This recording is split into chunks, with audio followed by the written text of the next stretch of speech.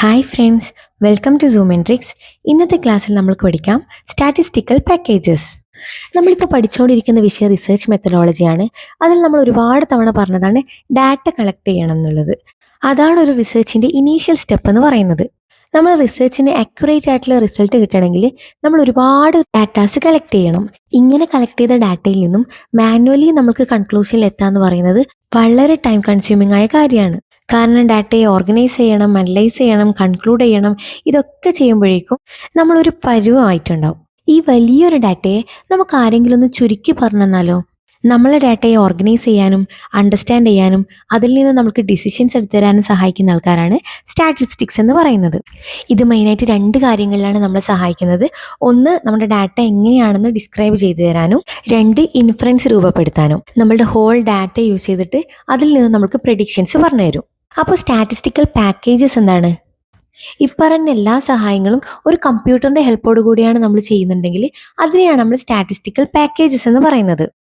നമുക്ക് ചെയ്യേണ്ട എല്ലാ കണക്കുകളും നമ്മളൊരു സോഫ്റ്റ്വെയറിൽ അപ്ലോഡ് ചെയ്യും. അത് നമുക്ക് വേണ്ടിയിട്ട് ആവറേജ് കാൽക്കുലേറ്റ് ചെയ്ത് തരും, ചാർട്ട് ഉണ്ടാക്കി തരും, ഈ കോംപ്ലക്സ് ഡാറ്റ മൊത്തം അനലൈസ് ചെയ്ത് തരും.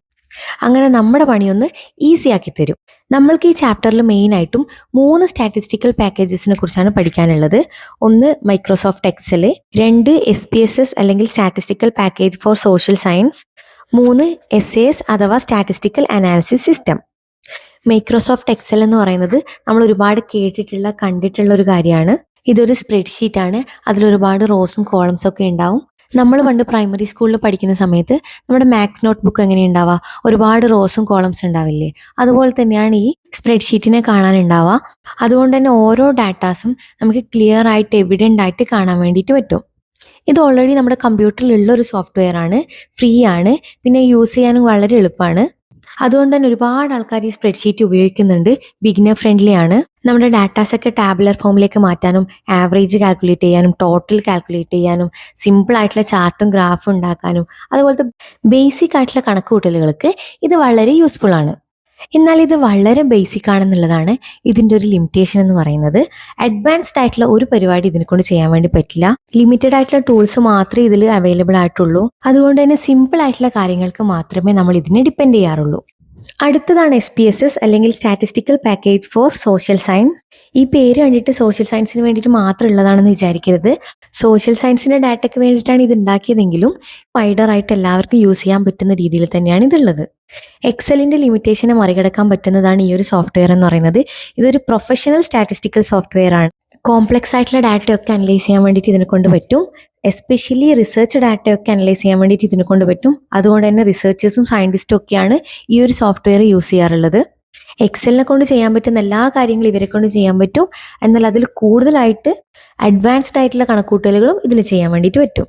എക്സാമ്പിൾ, നമുക്ക് ഇതിൽ ഡിസ്ക്രിപ്റ്റീവ് സ്റ്റാറ്റിസ്റ്റിക്സ് ചെയ്യാൻ വേണ്ടി പറ്റും. 2 മീൻസ് കമ്പയർ ചെയ്യാം, 2 ഗ്രൂപ്പ്സ് കമ്പയർ ചെയ്യാം, 2 ഗ്രൂപ്പ്സ് തമ്മിലുള്ള കോറിലേഷൻ കണ്ടുപിടിക്കാം, ഫ്യൂച്ചർ വാല്യൂസ് എന്താണെന്ന് കണ്ടുപിടിക്കാം, ടെസ്റ്റും അനർവേയും ചെയ്യാം.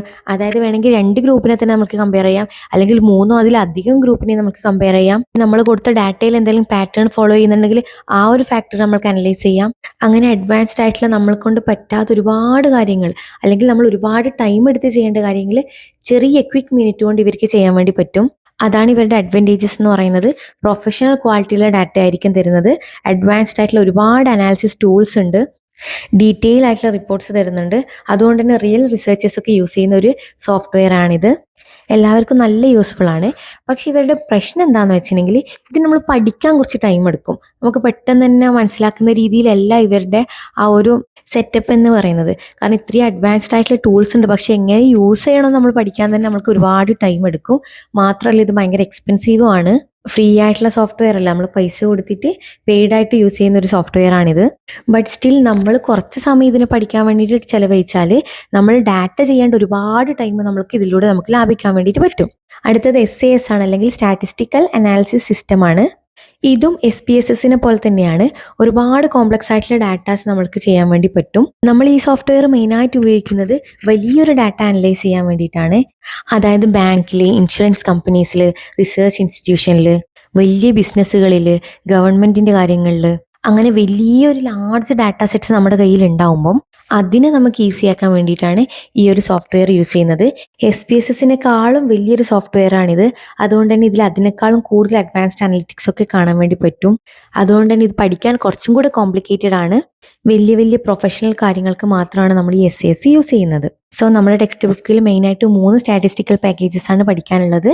ഒന്ന് ബിഗിനർ ഫ്രണ്ട്ലി ആയ എളുപ്പത്തിലുള്ള എല്ലാവർക്കും യൂസ് ചെയ്യാൻ പറ്റുന്ന രീതിയിലുള്ള മൈക്രോസോഫ്റ്റ് എക്സൽ ആണ്. ഇതൊരു സ്പ്രെഡ്ഷീറ്റ് ആണ്. ബേസിക് ആയിട്ടുള്ള എല്ലാ കമ്പ്യൂട്ടേഷനും നമുക്ക് ഇതിൽ ചെയ്യാൻ വേണ്ടിയിട്ട് പറ്റും.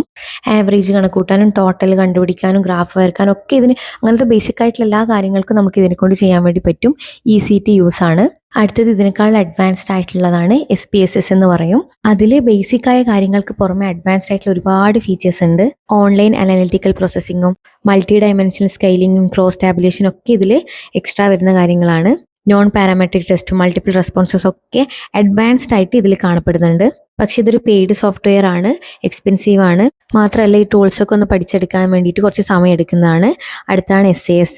ഇത് നമ്മൾ ലാർജർ ഡാറ്റ പ്രോസസ്സിങ്ങിനും വൈഡർ യൂസിനും വേണ്ടിയിട്ട് ഉപയോഗിക്കുന്നതാണ്. ഒരു വലിയ കമ്പനീൻ്റെ കാര്യങ്ങൾ നോക്കാനും ഒരു ഗവൺമെന്റിന്റെ മൊത്തം പ്രൊസീജിയേഴ്സ് നോക്കാനും ഇൻഷുറൻസ് കമ്പനീസിലും വലിയ വലിയ ഇൻസ്റ്റിറ്റ്യൂഷനിലും ഒക്കെയാണ് ഈ ഒരു സോഫ്റ്റ്വെയർ നമ്മൾ യൂസ് ചെയ്യുന്നത്.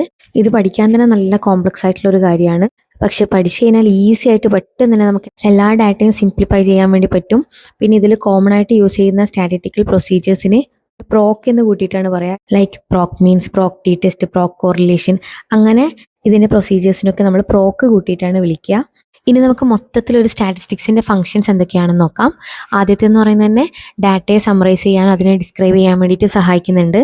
അതായത് നമ്മളൊരു ലാർജ് ഡാറ്റ കൊടുത്താൽ അതിൻ്റെ ആവറേജ് കാണും, അതിൻ്റെ മിഡിൽ വാല്യൂ കാണും, ഫ്രീക്വൻസി കാണും, അതിനെ കൊണ്ട് ചാർട്ടും ഗ്രാഫും ഒക്കെ വരയ്ക്കും. അതേപോലത്തെ ബേസിക്കായ കാര്യങ്ങൾ ഇത് ചെയ്യുന്നുണ്ട്. പിന്നെന്ന് പറയുന്നത് ഇത് വാരിയേഷനെ മെഷർ ചെയ്യുന്നുണ്ട്. വാരിയേഷൻ എന്ന് പറയുമ്പം എത്രത്തോളം സിമിലാരിറ്റി ഉണ്ട്, എത്രത്തോളം ഡിഫറൻസ് ഉണ്ടെന്നൊക്കെ കാൽക്കുലേറ്റ് ചെയ്യുന്നത്. അതിന് എക്സാമ്പിളാണ് റേഞ്ച് കാൽക്കുലേറ്റ് ചെയ്യുക, വാരിയൻസ് കാൽക്കുലേറ്റ് ചെയ്യുക, സ്റ്റാൻഡേർഡ് ഡീവിയേഷൻ നോക്കാം. ഇതൊക്കെ നമ്മുടെ സ്റ്റാറ്റിസ്റ്റിക്സ് ചെയ്തു തരുന്നുണ്ട്. അടുത്ത ഫംഗ്ഷനാണ് കമ്പാരിസൺ. 2 ഗ്രൂപ്പ്സ് എത്രത്തോളം ഡിഫറെൻ്റ് ആണെന്ന് T test, ANOVA, cross tabulation വഴിയൊക്കെ ഈ സ്റ്റാറ്റിസ്റ്റിക്സ് നമ്മൾ കണ്ടുപിടിച്ചിരുന്നുണ്ട്. ഇനി ഡിഫറൻസ് പോലെ തന്നെ സിമിലാരിറ്റീസും കണ്ടുപിടിക്കാൻ സഹായിക്കുന്നുണ്ട്. കോറിലേഷൻ, റിഗ്രഷൻ, സ്കാറ്റർ പ്ലോട്ട്സ് ഒക്കെ വഴി എത്രത്തോളം 2 ഡാറ്റകൾ സിമിലാരിറ്റി കാണിക്കുന്നു, എത്രത്തോളം അവർ ലിങ്ക് ചെയ്തിട്ട് ഒരുമിച്ച് പോകുന്നു, ഇതൊക്കെ കണ്ടുപിടിക്കാൻ വേണ്ടി സഹായിക്കുന്നുണ്ട്.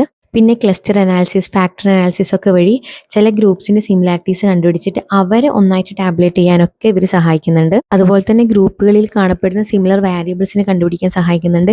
അപ്പം ഇതൊക്കെ ഒരു കമ്പ്യൂട്ടർ ചെയ്യുന്നത് വഴി നമ്മളുടെ പണി ഒരുപാട് കുറയാണ് ചെയ്യുന്നത്. ഈ AI കാലഘട്ടത്തിൽ നമുക്കറിയാവുന്നതാണ് ഒരു AI കൊണ്ട് എത്രത്തോളം നമുക്ക് യൂസ്ഫുൾ ആവുന്നുണ്ടെന്ന്. അതുപോലെ തന്നെയാണ് AI ഇല്ലാത്ത കാലഘട്ടത്തിൽ നമ്മുടെ സ്റ്റാറ്റിസ്റ്റിക്കൽ പാക്കേജസ് ചെയ്തു തന്നിട്ടുള്ളത്. റിസർച്ച് ഫീൽഡിൽ ഇത്തരത്തിലുള്ള പാക്കേജസ് ഒരുപാട് ഉപകരിക്കുന്നുണ്ട്. അപ്പോൾ ഇന്നത്തെ ക്ലാസ് ഇവിടെ അവസാനിക്കുകയാണ്. നാളെ മുതൽ നമ്മളൊരു പുതിയ സബ്ജക്റ്റ് ആയിരിക്കും പഠിക്കുന്നത്. So stay tune and support. Thank you.